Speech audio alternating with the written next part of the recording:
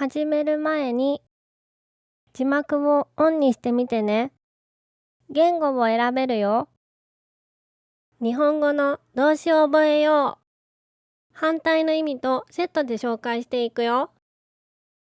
座る、立つ、登る、降りる、落ちる、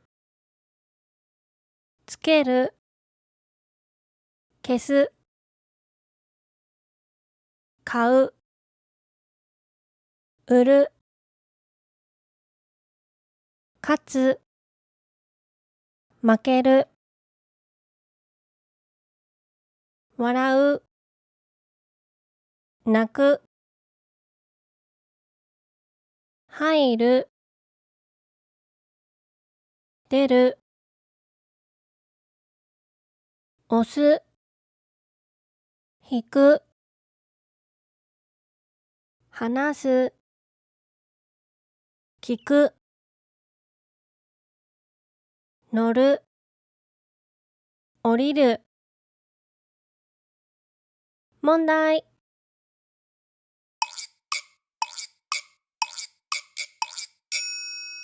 買う、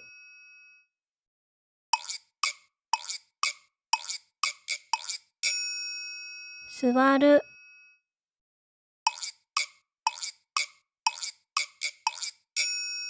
話す、食べる、飲む、開ける、閉める、浮く、沈む、着る、かぶる、履く、脱ぐ。ポイント。英語では全部プロンか wear で表すけど、日本語では服の種類によって言い方が変わるよ。T シャツ、ジャケット、ワンピース、パーカーなどは着る。ズボン、靴下、靴は履く。帽子はかぶる。脱ぐときは全部脱ぐで大丈夫。ちなみに、メガネやサングラスはかける。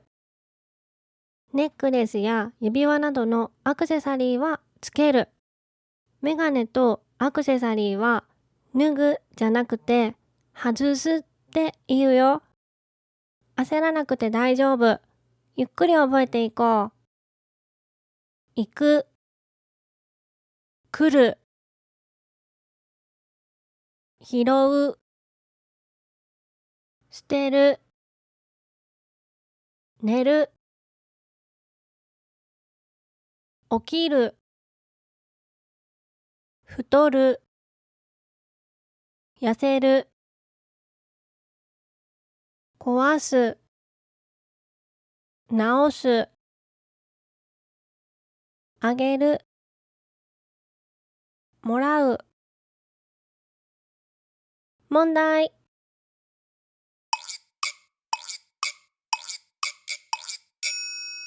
起きる、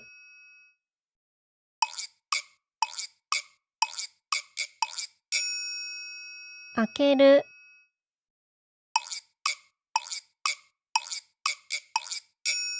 かぶる。